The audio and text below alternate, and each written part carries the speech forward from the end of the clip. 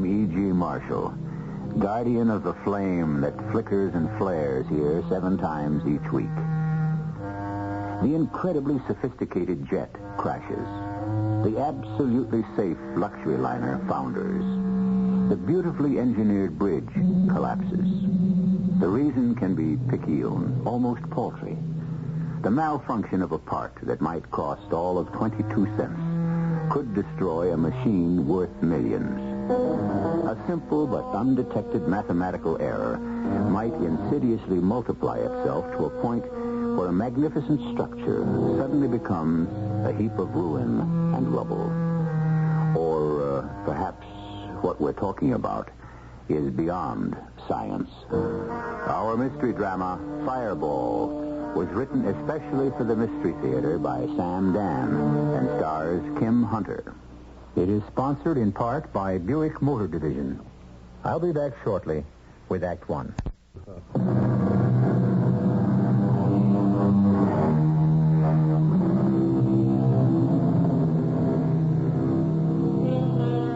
We assume that we are superior to the other members of the animal kingdom. We believe that we are more intelligent. After all, look at what we can do. Certainly, animals can't read, write, build, manufacture. And if they can't, how does it happen that we can? We like to say that man is blessed with a divine spark. If this is true, that can only mean that God, or the gods, speak through us. And our works are expressions of their will.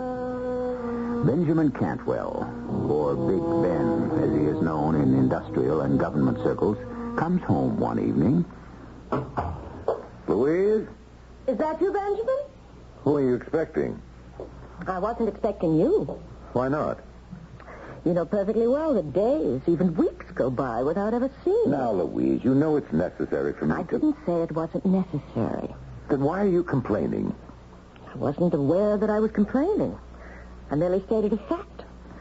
Since you're not home more often than you are home, then your very presence is a surprise. Would you like me to begin all over again? I'll try to spend more time at home, but what I'm doing is important. The very fate of our country rests on it. I didn't say no. The fate of the entire free world.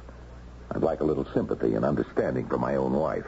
You can have all the sympathy and understanding you want. It's not my fault you're hardly ever home to collect it. Well, I'm home now. And it's only Friday. Don't tell me, we're actually going to spend a weekend together? You know, I couldn't wait to get home here to the country. Well, guests start to arrive tomorrow. Admiral Lawrence and his wife will be coming later tonight. And Senator Sullivan and his, well, I assume she's his wife. And here I thought we were going to have a quiet little weekend. Well, it won't be more than 8 or 10 all told. Thanks for telling me now. Louise, you don't understand. I'm having some important people here before... They're always important. Well, you know who I invite. Senator Sullivan is chairman of the Military Appropriations Committee. Admiral Lawrence... Oh, darling, I'm impressed. I'm not saying all this to impress you. I want you to know who these people are. Why? So I can defer to them? No. So that you can discuss things intelligently. What are we supposed to discuss? It's all top secret. Oh, I give up. No, Ben, I'd like to understand what it is we're supposed to discuss. After all, the reason you invite them is always to sell them something. That's not true. I'm not here to sell. You aren't? I'm here to help them understand our country's true need in defense materiel. And, of course... Since your products best satisfy those needs... This is an inference they are free to make. After you have wined them and dined and entertained them... Why do you insist on making it sound so disreputable? Ben, please admit it. The fact is, everything you manufacture is used to kill somebody. That is completely unfair. Somebody has to do it. Darling, all I'm doing is stating a fact. Why don't you look around at all the charities, the hospitals that I have endowed? Oh, I must say you have it down to a science. First, you manufacture the means to maim people. And then you tenderly care for the victims. Oh, Ben, you're not all bad. Before you accuse me of fattening on human misery, examine your own conscience. At least I don't drape myself in a mantle of pious hypocrisy. I fully expect to be punished. By whom? Oh, the gods. Louise, You have to take the world as you find it.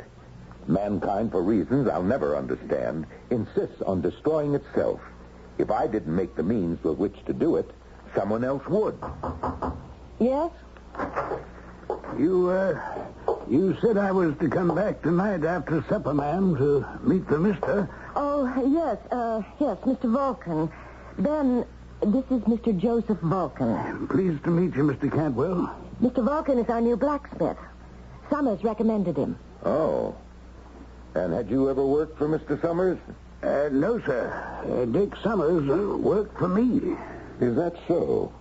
Well, you're a much younger man. Guess I'm older than I look. I taught Dick Summers the business. You taught old Dick Summers? Yep. And it was still a business in them days. Of course, motor cars had already been around a while and all them tractors. But there was still plenty of horses, like for deliveries in the town and work on the farm. But you look like such a young man. Well, these days ain't much work. You can pick up some money getting connected with a racetrack or on a couple of estates like this one, where the rich folks have stables. Has my wife already discussed your pay and other arrangements? Yes, sir, Mr. Cantwell, and I find everything satisfactory. Very well. That'll be all. Thank you, Mr. Cantwell.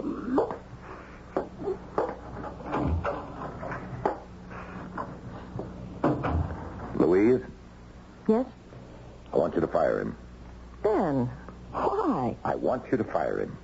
Well, not unless you tell me why. I can't. Oh, yes, you can. I know you. You have sudden automatic responses. You're a creature of violent first impressions. What have you got against that man? I said I don't know. Something bothers you. Try to analyze it. Why? Isn't it enough that it bothers me? Tell me. All right. This is as good a reason as any. I don't like deformed people. But he's not... Well, obviously, he's very lame. You see how he walks. You hear how he walks. Can this be your conscience? Suppose he's a veteran, and he was maimed by one of your instruments of destruction. For the last time, I am not ashamed of what I'm doing. It's work that is legitimate, necessary, and moral. It's sanctioned by the law. Why do you protest so much? Because I... Oh, forget it. Do you really want to know why I hired him? I hired this one because of his name. His name? Yes. It was just too delicious to resist. His name is Vulcan. Vulcan? Vulcan was one of the ancient gods, the god of fire. He was actually a blacksmith. He made all the weapons for the other gods. Are you sure you're all right? I think he was married to Venus. Now, Louise, what kind of The marriage nonsense... didn't work. She was always cheating on him. All right. All right, you've had your little joke. Let him catch up with whatever shoeing he has to do, and then let him go.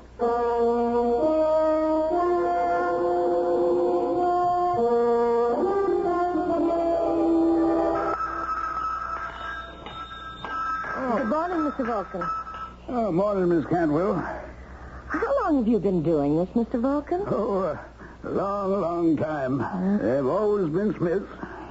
Did you know the ancient god Vulcan was a blacksmith?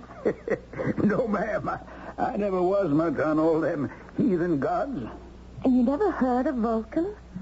I thought there might be a relationship. No, ma'am. I can't say that I know of any. Mr. Vulcan, may I ask you a question? Well, you go right ahead, ma'am. How did you happen to become lame? Oh, I don't know. You don't? No, ma'am. Oh, I'm sorry. I didn't mean to pry. It's all right, ma'am. Well, I understand my father dropped me when I was a small baby or something like that. Mr. Cantwell, as you may know, has endowed a great many hospitals and medical research centers. Oh, I've made the rounds of all of them, ma'am, and the verdict is this is how I have to be for the rest of my life. Well, if there's a breakthrough somehow, then then you will be able to benefit. We'll see to that. Well, thank you. I must say, you and Mr. Cantwell are the best folks I ever worked for.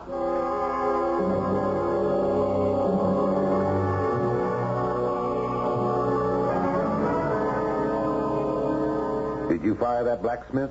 That, what's his name, Vulcan? Joe Vulcan? No. No, but I thought we agreed. We didn't agree. You merely suggested it. But he intrigues me. Why? I told you. He's a blacksmith named Vulcan. So is the ancient god, Vulcan. He's lame. So is the ancient god. Oh, please. Oh, this gets better. I asked him why he was lame. Do you know what he answered? How would I know? Oh, you really are touchy. He said when he was an infant, his father had dropped him. Oh, for crying out loud. No, you must listen to this.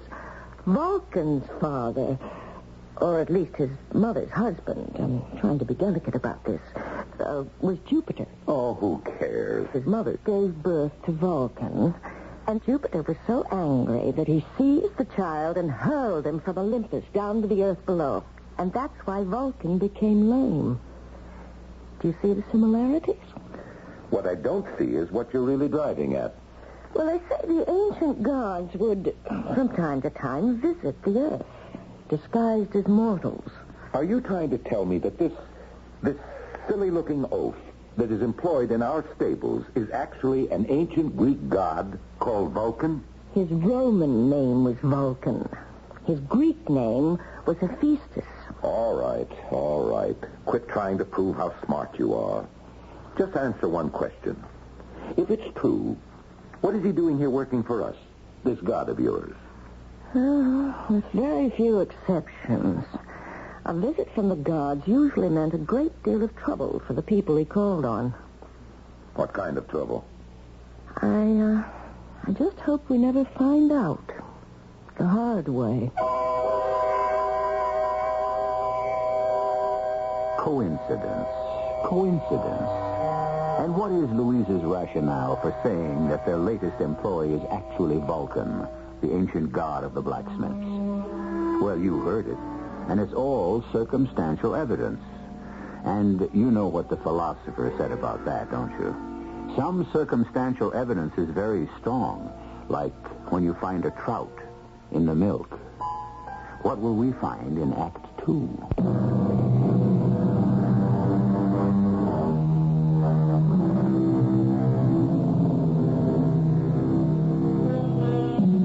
Every time something is made by man, every time man works a raw material into a finished product, every time man transforms nature from a work of God into a work of his own, man approaches something that is divine. For man is now doing what only God, or the gods, could do originally, and that is create. However, sometimes man being man, and nothing really more, lets all of this creativity get out of hand. I thought the weekend went rather well. Did you? And I must compliment you, Louise. You were a superb hostess. Tell me, did you sell the fireball? What did you say? I said, did you sell the fireball? Don't ever mention that word. Nowhere. To no one. It's top secret. Really? How did you find out? How did I find out? There were these papers lying on top of the dresser. Oh. Well, that's inexcusable. You have to read those papers somewhere. If I'm that absent-minded, it means I'd better not take papers home anymore. Besides, you talk in your sleep. Then I'll have to sleep alone. No sacrifice is too great to make for your country. Tell me, what did you learn about that weapon whose name you must never mention? That it's called unmentionable because you merely hang it in the sky over an enemy city and poof, the whole place is burned to cinders in minutes. Louise, you must never breathe a single... I suppose you're proud of yourself, aren't you? Louise, I will not get into this argument again. Would you rather other countries had it and we didn't? Oh, why don't we chuck the whole thing, Ben, and just enjoy life from now on? It's easy enough for you to say that, but I have responsibilities. You are now going to give me what I have classified as speech number 16B. Louise, listen to me. We have just developed the thing in the lab. If it's so hush-hush, and I know too much now, why tell me more? I have to tell someone. We can do it. We can make this thing, but we don't know why. What do you mean? You don't know why? We don't know why it should work. All we know is we can make it. So what's the problem? Well, there isn't any problem. Then why do you sound so upset? Because I feel maybe we shouldn't turn this thing out. This time we may have blundered into something that's more than just a discovery. This thing is part of the process of how matter itself was created. It's almost something beyond the capability of human understanding. Then drop it. Drop it? Yes. Put a stop to the project. Forget it ever existed. You're crazy. I'm crazy? Did you hear what you were just telling me? Well, sometimes I just have to talk. But you never spoke like that before. Maybe it's because I had a crazy dream. Aren't you the one who says you never dream? In the ordinary way, I don't. It's your fault. You have a dream, and it's my fault. Yes, because you've been filling my head with that nonsense. What nonsense? About Vulcan. What are you talking about? You know, Vulcan, the ancient god of fire. I see. I'm to blame. Well, aren't you? No. And I can prove it. When you saw Joe Vulcan, for the very first time, you instinctively reacted against him before you even knew who he was. Well? Well, there's some people you dislike at sight, that's all. You didn't need me to be afraid of him. I'm not afraid of him. I just don't like him. And I insist that you fire him. Well, if that's how you feel about it, why don't you just go down to the stables and fire him yourself? All right, I will.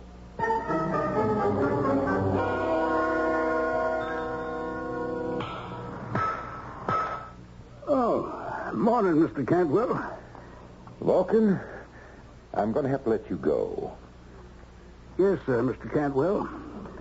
When do you want me to leave? Well, I want you to finish up around here. Take 2 or 3 weeks. Yes, sir. Vulcan, I don't want you to feel badly. No, sir. It's nothing personal. You can see that for yourself. We don't require a full-time blacksmith. That's true. And if you need references for your next job... I don't think there's going to be another job. Oh, don't say that. Good men are hard to find, especially in the kind of work you do. No, sir. I think I'll quit roaming all around the country. You may have done me a favor. A favor? Yes, sir. I don't spend nearly enough time with my wife. Oh. She's a beautiful woman. Really? I know what you're thinking. An ugly cuss like him, how do you ever get a beautiful woman to even look at him, much less marry him? Oh, I didn't mean to imply that. Oh, it's all right. I'm used to it. Funny. A lot of folks say that she steps out on me. You know what I mean?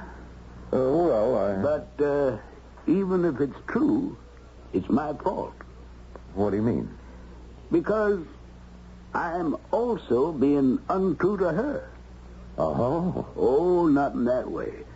But I'm still cheating on her. How? Well, I'm giving time and energy that you might say belongs to her, to my job. You see what I mean? A lot of fellas do that. And then they wonder why their wives find something else or someone else. Well, sir, if you don't want me on the place, I'll be going.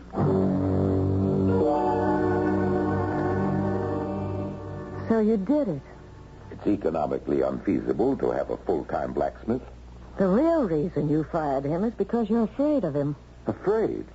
Louise, have you ever had a conversation with this man? Of course. I've spoken to him. I mean a sustained conversation. Well, This is the most frightened, timid milquetoast. He's quiet, I'll admit that. And you thought he was one of the ancient gods? I said it was possible. Never. They were men. I mean, beings of strength. He's so ineffectual. I'll tell you what would amuse you. He said maybe being fired wouldn't be the worst thing. It would give him more time to spend with his wife. Why, isn't that a sensible statement? And it turns out he has a beautiful wife. Just like Vulcan. And maybe it would cure her from, as he put it, stepping out on him. Vulcan's wife was Venus. She certainly had her affairs. Maybe she still does. Who can say that these gods are dead? Or that they even existed. Dan, you can say what you like. I still believe he is the ancient god Vulcan. And that he chose to visit our house. Why? To get you to do something. Like what? I don't know. Then why didn't he come out with it? Maybe he did. Maybe you just didn't want to understand. If he's a god, why does he have to beat about the bush? Why not just hurl a thunderbolt or something? And say, do it my way, or else. Because a god wants things to happen, not by threats, but through enlightenment. The thunderbolts are only a last resort. What am I supposed to be enlightened about? I don't know. What's bothering you?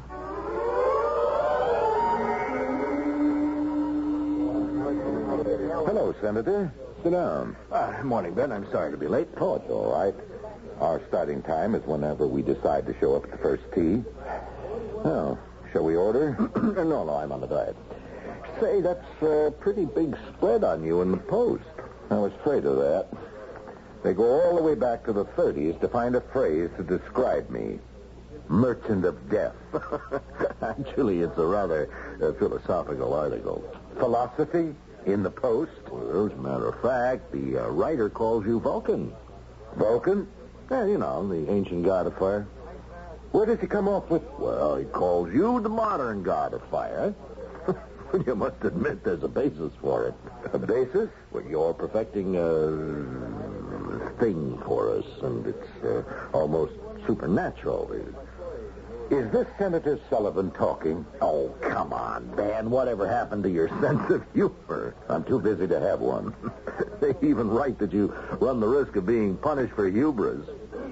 You just lost me. Oh, well, hubris is a kind of defiance of the gods. You know, by taking unto oneself one of their attributes, by challenging them in their own speciality.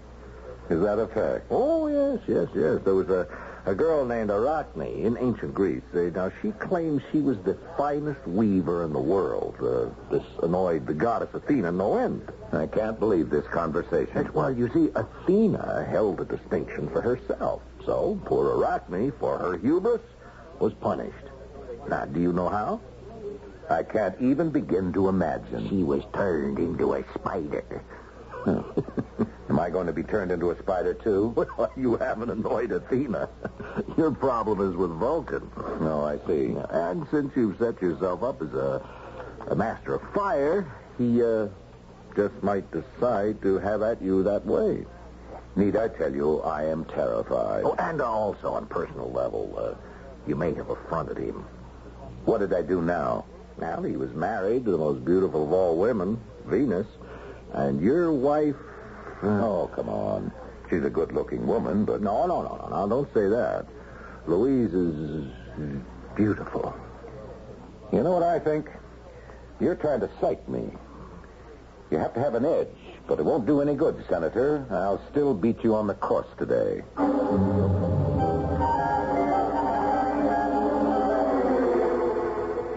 Let's see. This marks the third night in a row that you're home. How do I win? If I'm detained somewhere on business, I get complaints because I'm never home. When I stay home, I still get flack. I was just making a comment. Did you read that article about me in the Post?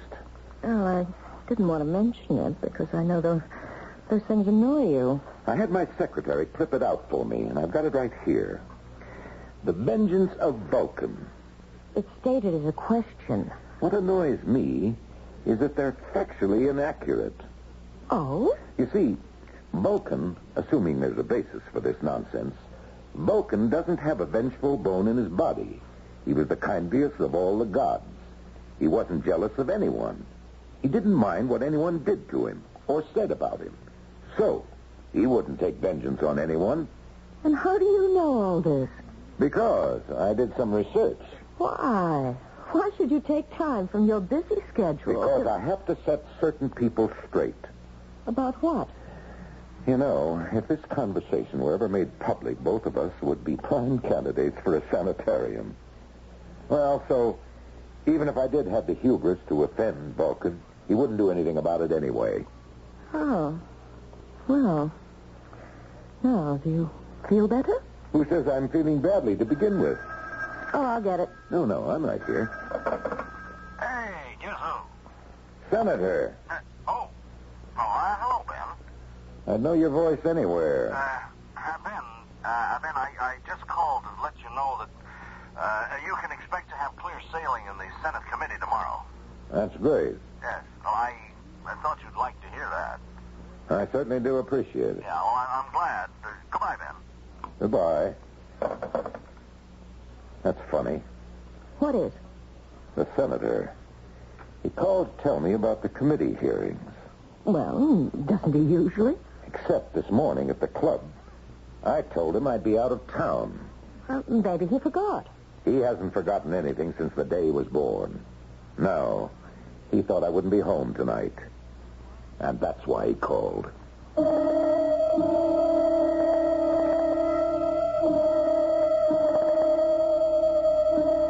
Well, a kind of light begins to dawn in the eyes of Big Ben Cantwell, tycoon extraordinary. And he looks at his beautiful, desirable wife, and all of a sudden it occurs to him that perhaps the phone call from the fun-loving senator was not really for him after all.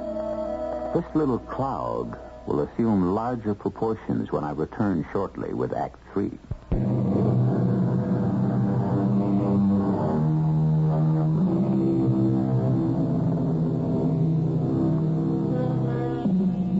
Are we playthings of the gods? Probably. How else can you explain the absolute madness of the world we live in? There was an ancient god named Vulcan, god of the forge and flame. And like his fellows, he likes to walk the earth. That is, according to legend. Well, don't laugh at legends. You can never tell when you might need one. It's quite possible Senator Sullivan wasn't calling me at all. Oh, really? He may have been calling you. Me? Whatever for? What reason does he have to call any woman? I wouldn't know. Louise, what is there between you and the senator? I consider that question an insult. Are you part of the senator's collection? Another scalp that hangs from his belt? Another notch on his gun? I'm afraid you'll have to remain forever in suspense. Is this why I get such favorable treatment from the committee? Now, you listen to me, Louise. You listen to me, Ben. For 15 years, we've been little more than strangers. That's not true. How often have we seen each other? I've been busy. And I've been busy, too. With what? With whom?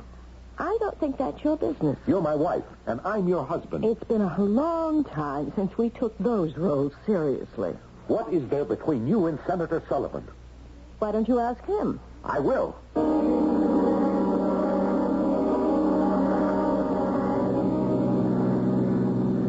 Everybody's probably laughing at me while my back is turned. She's stepping out. Stepping out. Oh, listen to me. I'm talking like that idiot Joe Vulcan. But who am I to call him an idiot?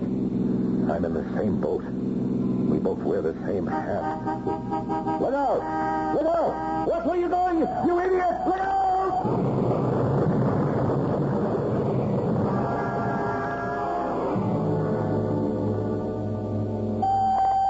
Miracle, Louise. A miracle. You say he's all right, Dr. Corman? The car was totaled. All he has is a few scratches. Are you sure? Positive. Now come inside. See for yourself. Is it all right to see him? Come on, Louise. It was such a terrible crash, I can hardly believe. Ben? Hello, Louise, dear. How do you feel? Well, I'm all right, except I have this terrible pain in my legs. Dr. Corman, you said... Yeah, I know what he says. But I feel this pain. Now, Ben, we've examined you thoroughly. You know that. Yes, Doctor? There's absolutely no sign of any injury. No fracture, no sprains, no torn ligaments, no swelling. I understand, Doctor, but I have this pain. Doctor, are you sure? Not only am I sure, but every specialist we called in is also sure. I don't like to contradict anyone, but since it's my pain, I'm the only one who can really be sure.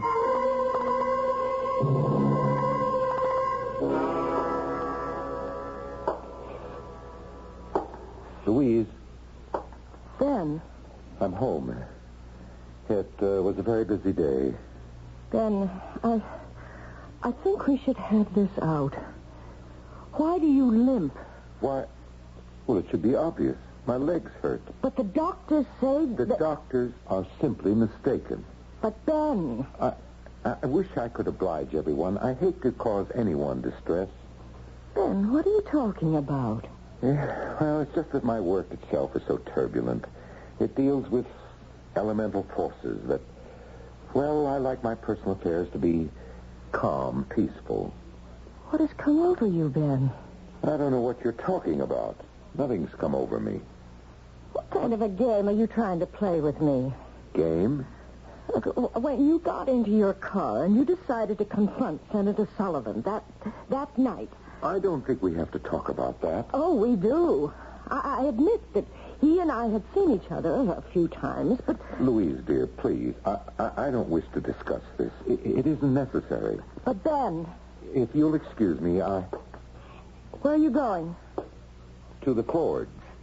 The forge? Yes, you know, the factory. Don't go. What is it? You called it the forge.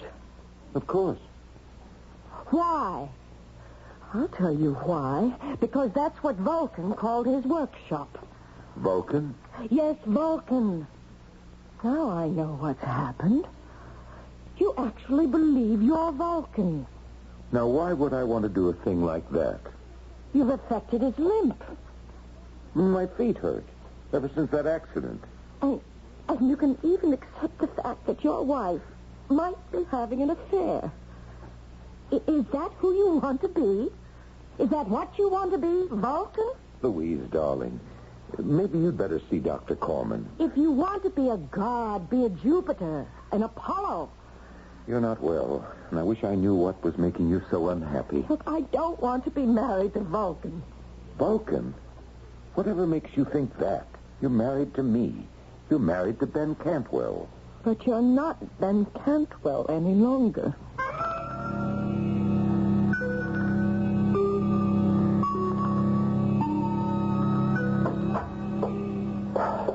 Well, I got here as quickly as I could, sir, but there was all this traffic. I'm sorry to spoil your holiday, Louis. No, that's all right. But I feel this is the day we can finish. Finish? Yes, Louis. Today, here, now. On Fireball, sir? Is everything set in the firing room? Yes, sir, but... But? What's the problem? Oh, I thought we'd agreed to abandon the project. Why? Because it was really beyond our capability, our human capability to control. The final formula, there is no known mathematics to express it. And furthermore, we can't even conceive the formula. We can't? Here, I'll start the computer. Yeah, see, all the known data has already been fed into it. And now, watch. You see, sir? Suddenly the computer stops. Well, don't worry about it. Don't worry about it. Now, we're committed to deliver this weapon to the armed forces. But only if experimentally we could... We can. But I don't see how. Start to build up the temperatures in the firing room. What formulas are you... I don't need a formula. Do as I tell you, Louis. Look, I know you're a great one for intuition, sir, but this time... Do as I tell you, Louis.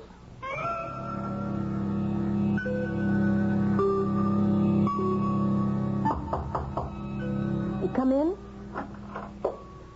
Afternoon, Miss Cantwell. Oh, it's you, Mr. Vulcan. Yes, ma'am. Mr. Cantwell said to take a couple of 3 weeks to get all the work done around the stables. Well, it's finished. You're leaving us, are you? Yes, ma'am. Come to say goodbye. Well, good luck, Mr. Vulcan. I wish you the best. Thank you, ma'am. Same to you. Goodbye. Wait. Well, what is it, ma'am? Who are you? Well, I'm just Joe Vulcan. That's not true. You are the god, Vulcan. Who? That just ain't true. That's right. It's not true anymore. But it was true, and I can prove it. Prove what, Miss Cantwell? I can prove it by something you just did. Well, what did I do? Come with me. Please, come with me.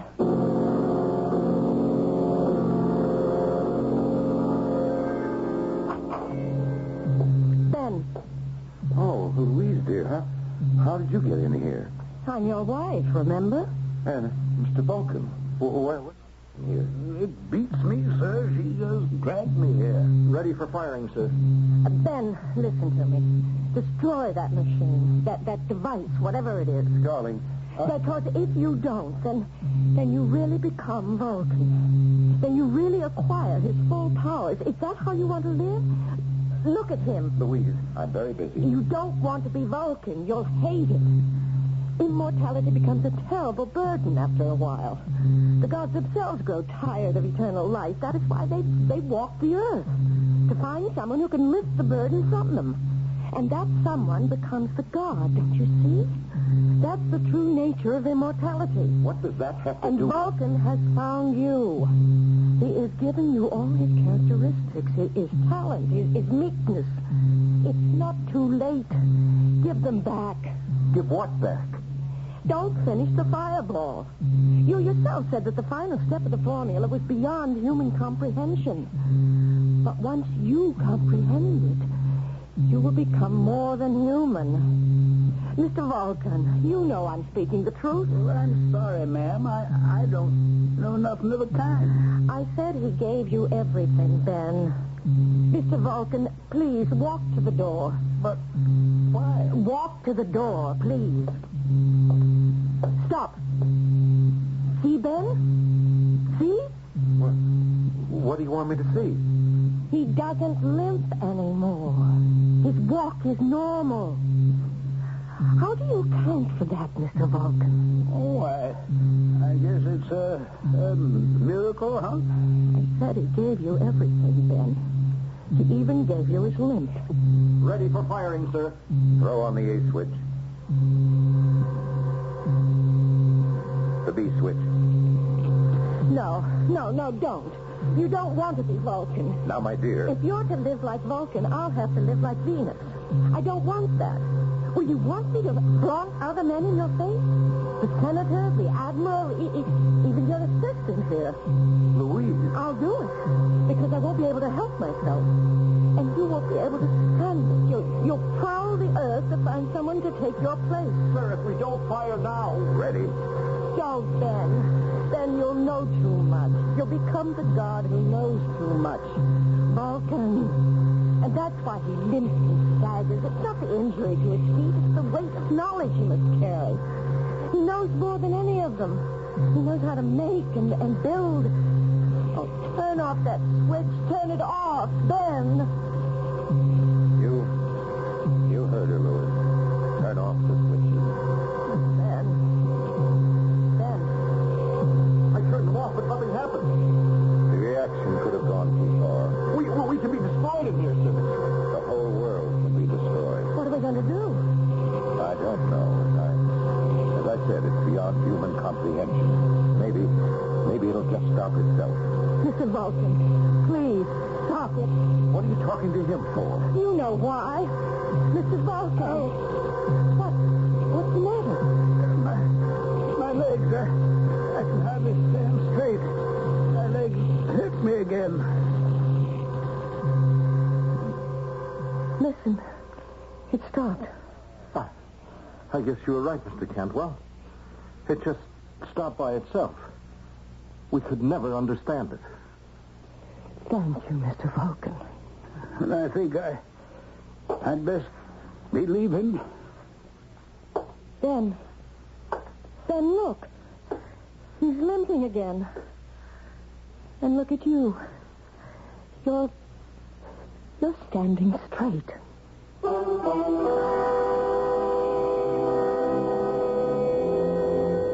Take it any way you like.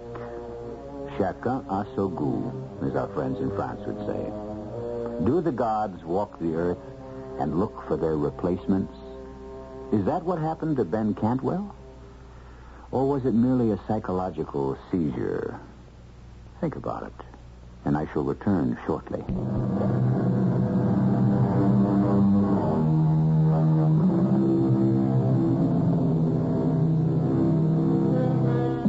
The gap narrows. Our ancestors looked upon the gods as supernatural beings who knew everything. But now, we are starting to do what only the gods themselves could do. Little by little, we seem to be stripping the veil away from all the mysteries of life and death. And so, some say, the gap narrows. But is this also human frailty? Outward appearances to the contrary notwithstanding, is the gap really widening? In any event, let there be no gap at all between you and us here, 7 times each week. Our cast included Kim Hunter, Hugh Marlowe, Earl Hammond, and Guy Sorrell. The entire production was under the direction of Himan Brown. This is E.G. Marshall inviting you to return to our Mystery Theater for another adventure in the macabre. Until next time, pleasant dreams.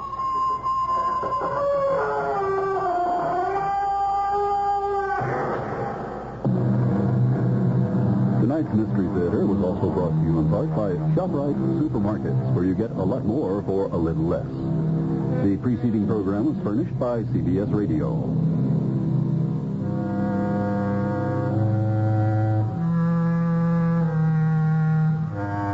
Your dial is set for news with John Scott reporting at 8 o'clock.